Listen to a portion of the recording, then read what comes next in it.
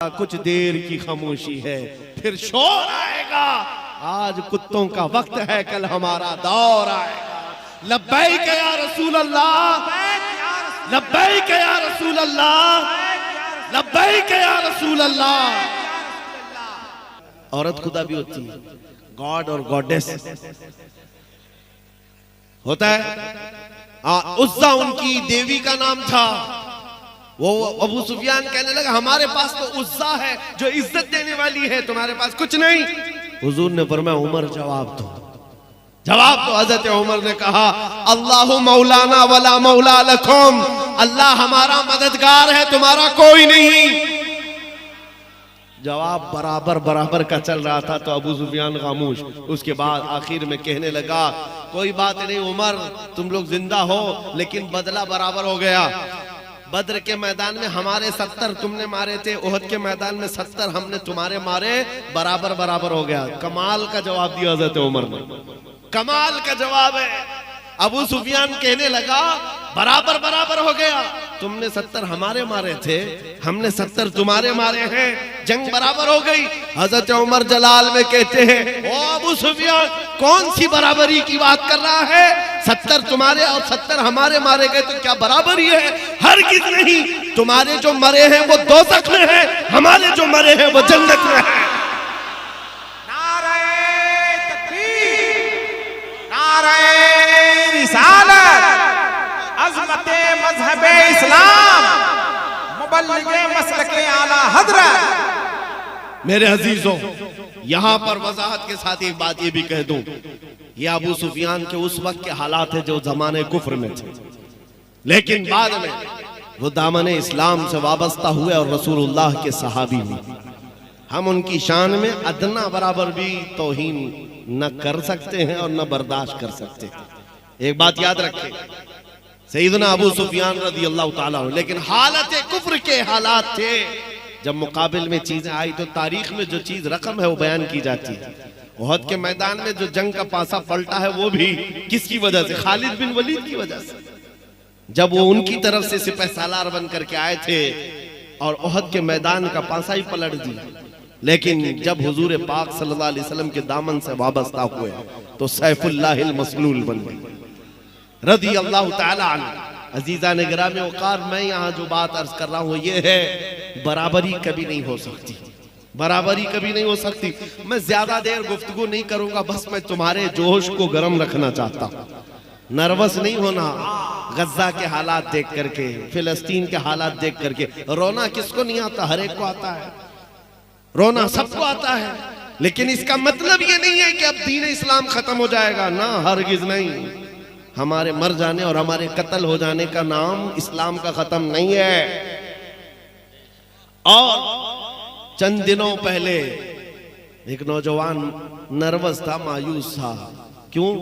Social media पर कुत्तों ने उनको मैसेज करना शुरू कर दिया इधर से उधर, ये देखो यहाँ तुम्हारे इतने मारे जाते हैं, तुम्हारे इतने मारे जाते हैं, तुम्हारे साथ भी अगर ऐसा होता है तो क्या जवाब दोगे? सुनो, क्या जवाब दोगे? हम तो ये कहते हैं हमारा खुदा सच्चा, यकीन है कि नहीं? हमारा नबी, हमारा इस्लाम और कुरान, अल्लाह की जात सच्ची, नबी की जात सच्ची, कुरान सच्चा, इस्लाम सच्चा, ये हमारा दावा है।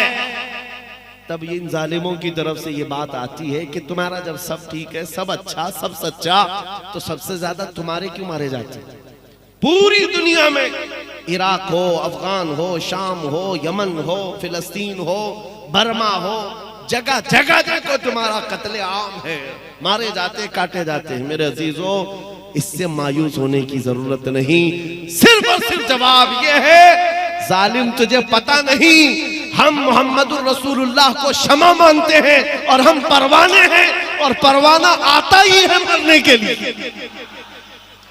परवाना पैदा होता ही है मरने के लिए, और ना मरे तो परवाना कैसा? तू शम्म रिसालत है, आलम तेरा परवाना, तू माहे नबुव्वत है, ऐ जलवे जाना ना। रसूल पाक सल्लल्लाहु ताला अलैहि वसल्लम की जात को हम शमा तस्लीम करते हैं। मेरे अजीजों, कभी देखा है पतंगों को वो शमा के इर्द गिर्द जो घूमते हैं? अरे पूरी रोशनी के इर्द गिर्द घूम घूम करके वो जान देकर चला जाता है परवाना।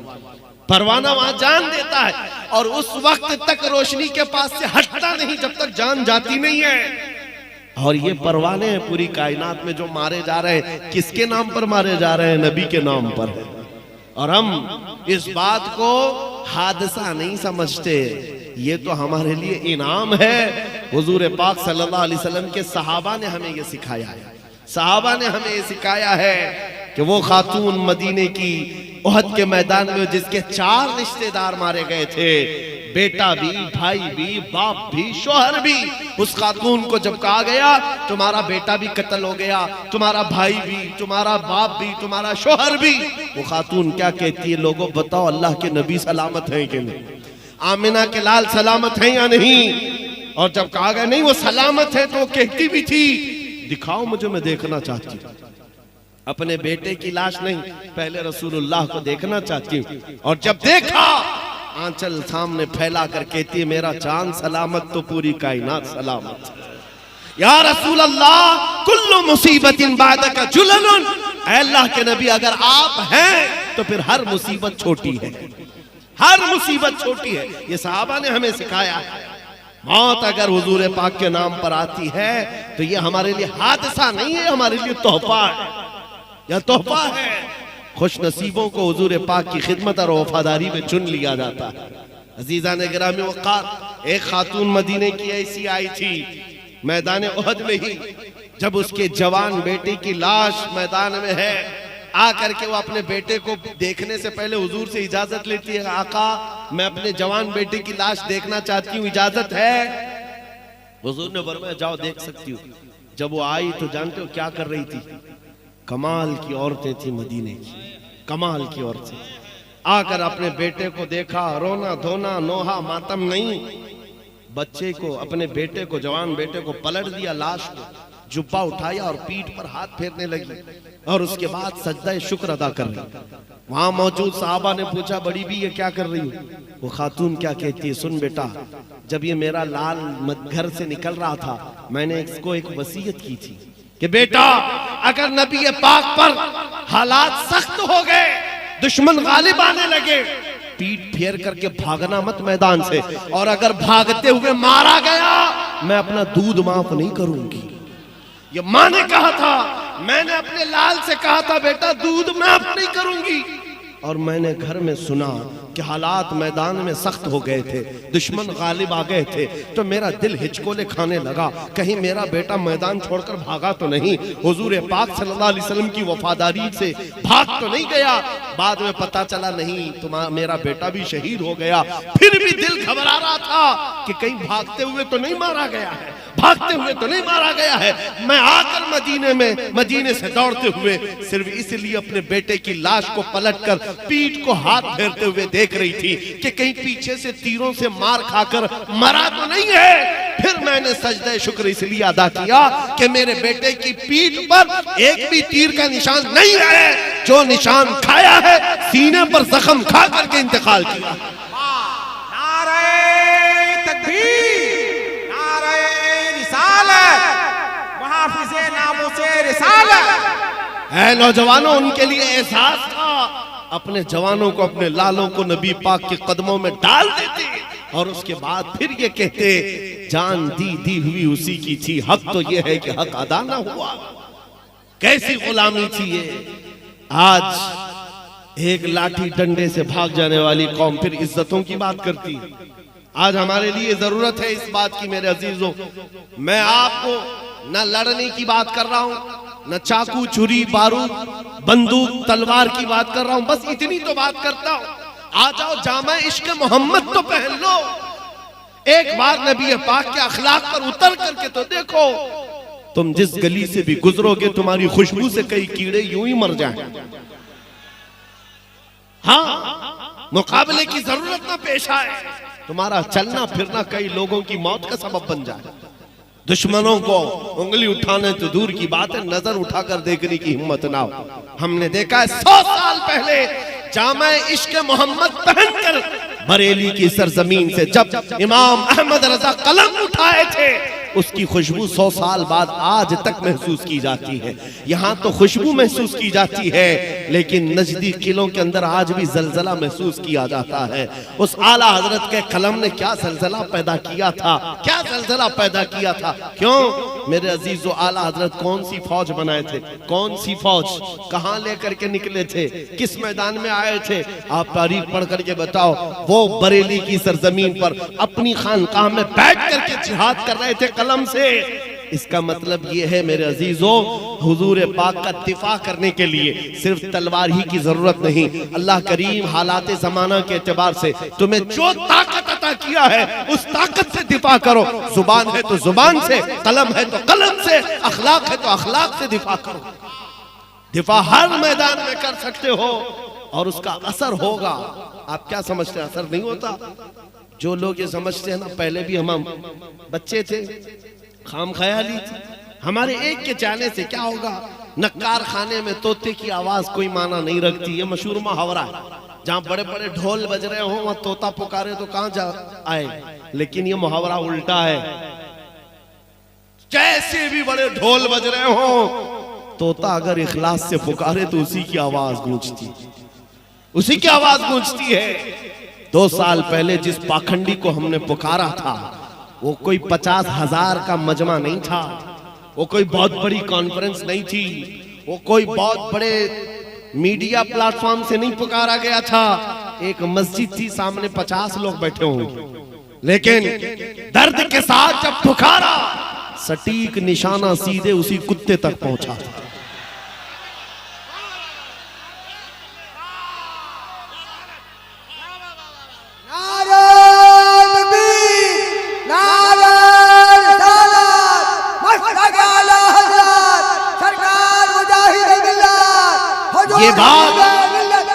ये बात इसलिए अर्ज कर रहा हूं, अब भूल जाओ हमारे एक के कहने से क्या होता है। ये कहना छोड़ दो, ये कहना छोड़ दो, तन्हा भी खड़े हो जाओ।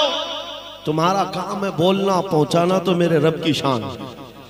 हमने देखा है पूरे सिर्फ हिंदुस्तान ही नहीं, पूरे आलम इस्लाम में ये आवाज। मैं तो साल भर के बाद हज के लिए गया था और हज करके जब वापस में अपने बाल मुड़ा रहा था, हलक करवा रहा था, तो जो हजाम हमारे बाल मुड़ा रहे थे वो आगे से पीछे से देखा और उसके बाद कहा, आप सलमान अजहरी है ना?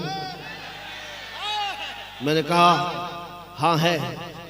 तो सामने खड़े हो गए, कहा वो दिन कैसे थे, हम रात भर मक्का में रहकर सोते नहीं थे कि सुबह आपका कौन सा पैगाम आने वाला है, हम देख रहे थे। उसके बाद एक वाकया ये, मैं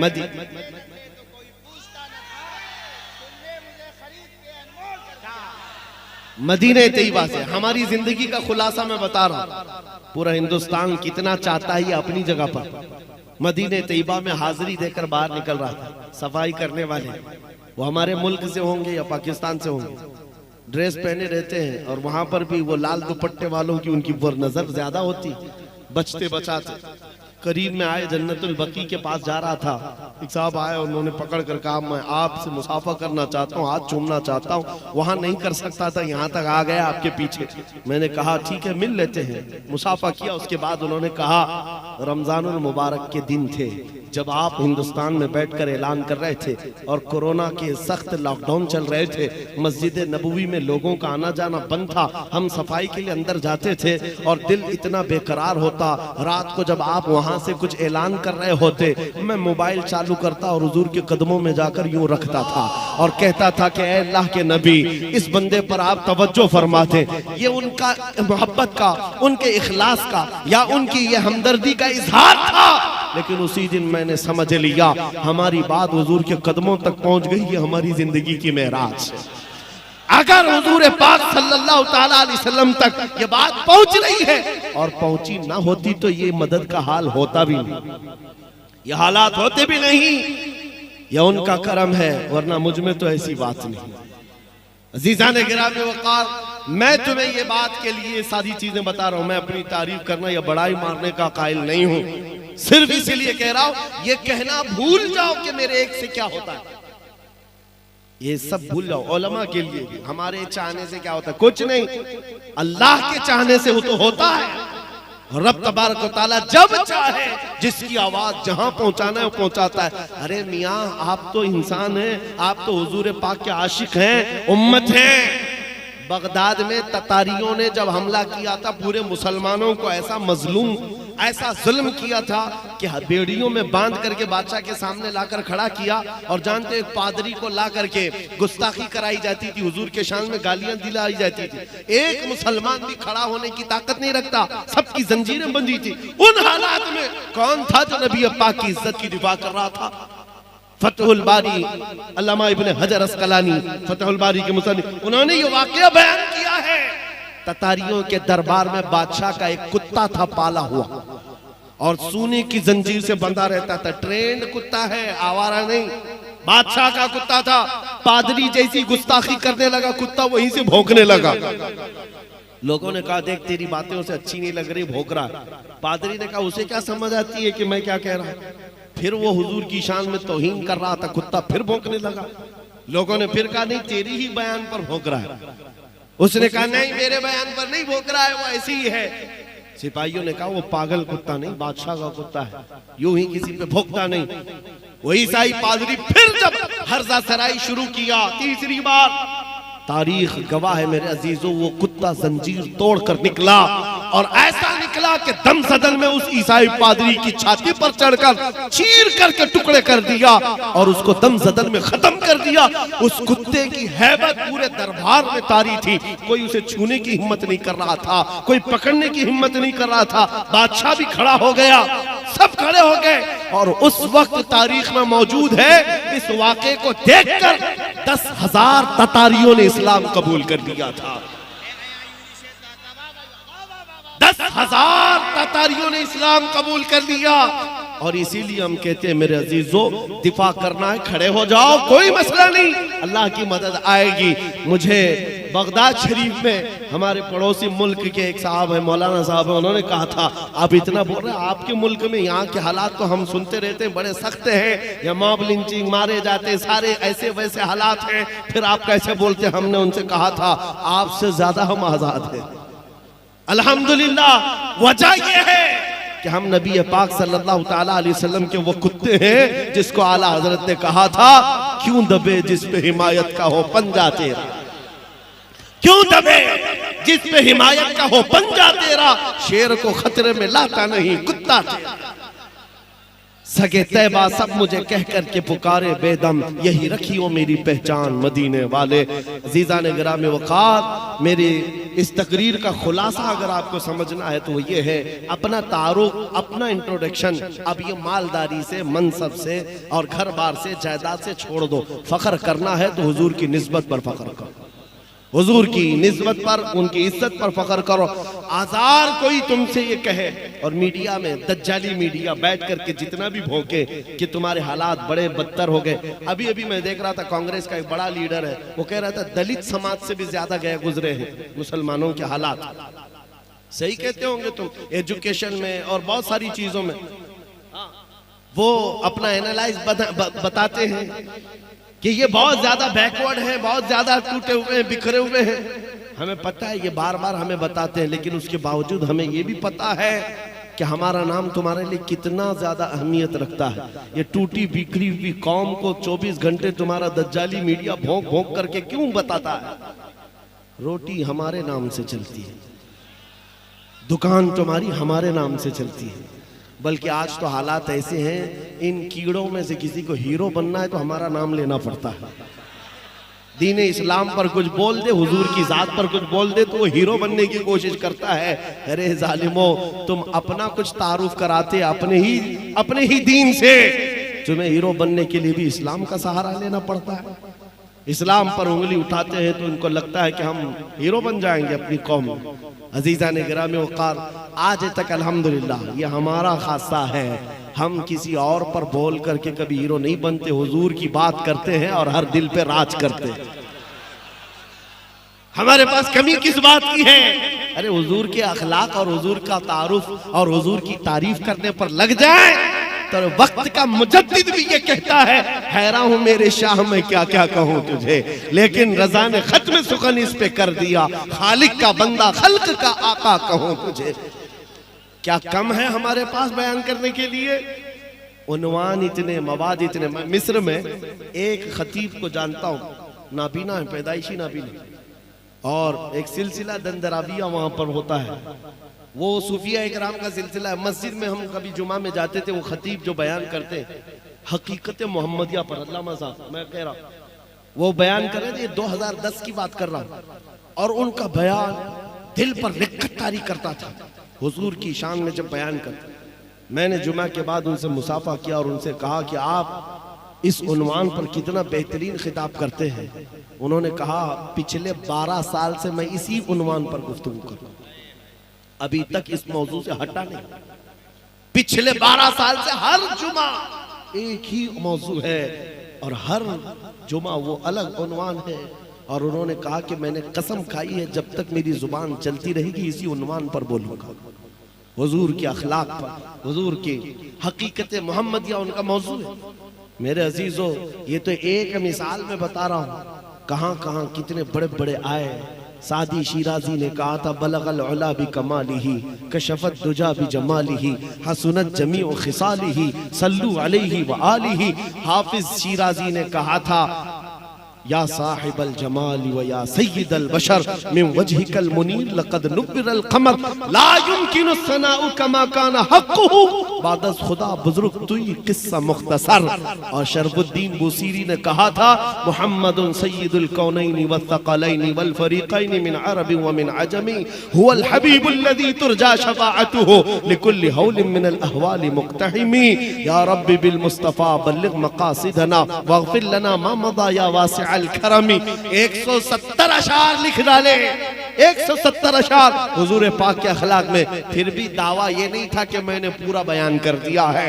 हर एक का आखिर में यही कहना था या रसूल अल्लाह तेरे औसाफ के अबवाब में से एक बाब भी मुकम्मल ना हो सका। हमारे पास कमी किस बात की है? आपके लिए भी मैं कहता हूं फख्र करना हो तो किस बात पर? नाम मुस्तफा पर।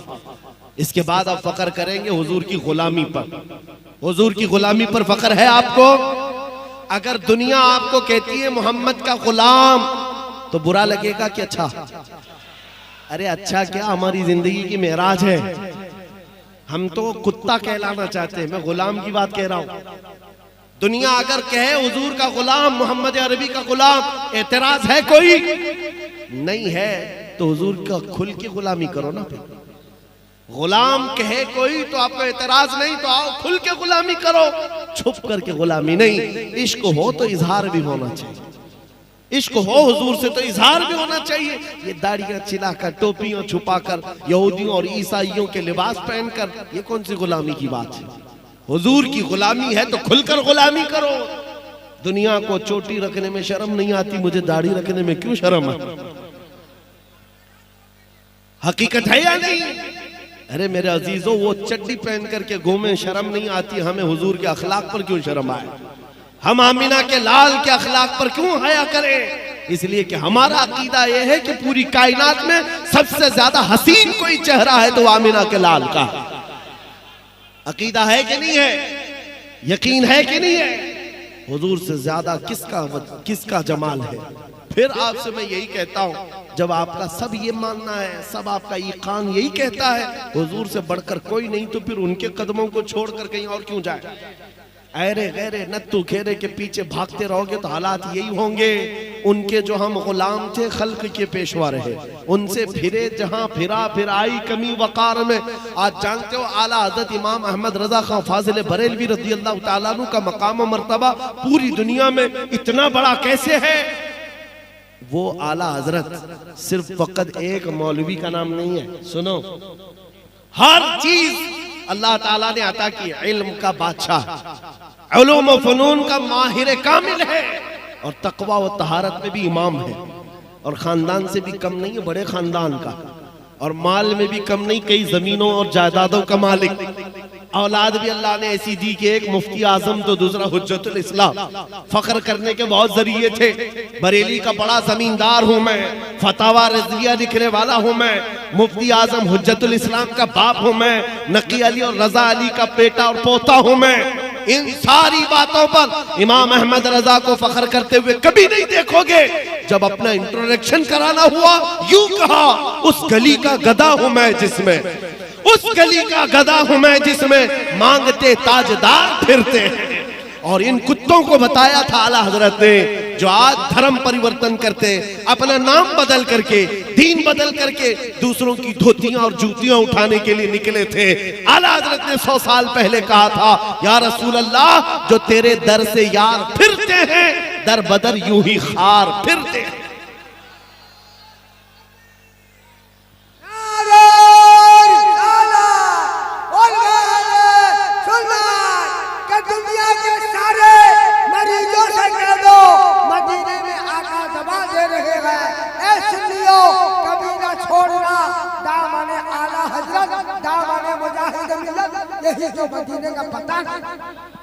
अज़ीज़ान गिरामी वक़ार, मैं आखिरी चंद बातें आपके सामने रखता हूँ। उड़ीसा के हालात नहीं बल्कि पूरे हिंदुस्तान बल्कि पूरी दुनिया के हालात भी जैसे, आपको इस बात का मैंने यकीन दिला दिया। आप परवाने हो कि नहीं हो, हुजूर के परवाने हैं ना। और हुजूर पाक सल्लल्लाहु ताला अलैहि वसल्लम के अलावा किसी और की गुलामी का पट्टा कोई डालने ना पाए तुम्हारे गर्दन।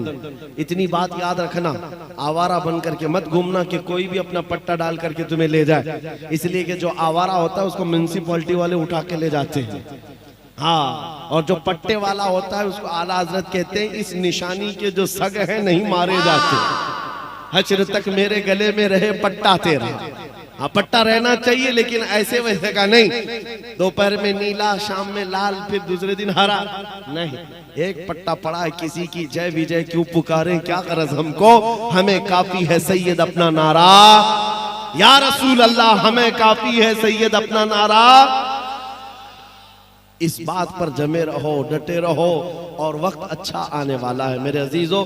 क्योंकि हम भविष्यवाणी तो करते नहीं। कुछ लोग ये कहते हैं, कुछ लोगों को ये सुनने का तो हर जगह शौक है, अल्लाह साहब को भी शौक है। हाँ, भविष्यवाणी तो हम करते नहीं है। हाँ, और ना ही हम वो छोटे दज्जाल की तरह चिट्ठियां निकाल के दिखाते। चिट्ठियां निकालने वाले नहीं, माइंड प्रोग्रामिंग, माइंड रीडिंग कर करके सामने वाले की सब चीजें बताएं। अरे मियाँ, उनसे कहो पहले ये बता दो पाकिस्तान इंडिया से क्या करने वाला है, चाइना क्या करने वाला है। यहाँ ये एक आदमी की चिट्ठी बता रहे हो, पूरा मुल्क जब खतरे में हो तुम्हारी चिट्ठी क्यों नहीं निकलती।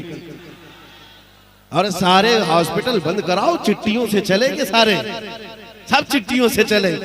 मैं आपसे कहता हूं, हम चिट्ठियों वाले नहीं। तुम्हारी चिट्ठी झूठी हो सकती है, मदीने के ताजदार का कौल गलत नहीं हो सकता, मेरे आका का फरमान गलत नहीं हो सकता। जमीन टल सकती है, आसमान टल सकता है, मुस्तफा का कौल और फरमान कभी नहीं टल सकता। सुनो, मेरे आका ने फरमाया, उस वक्त तक कयामत नहीं आएगी जब तक हर घर से ला इलाहा इल्लल्लाह की आवाज ना आए।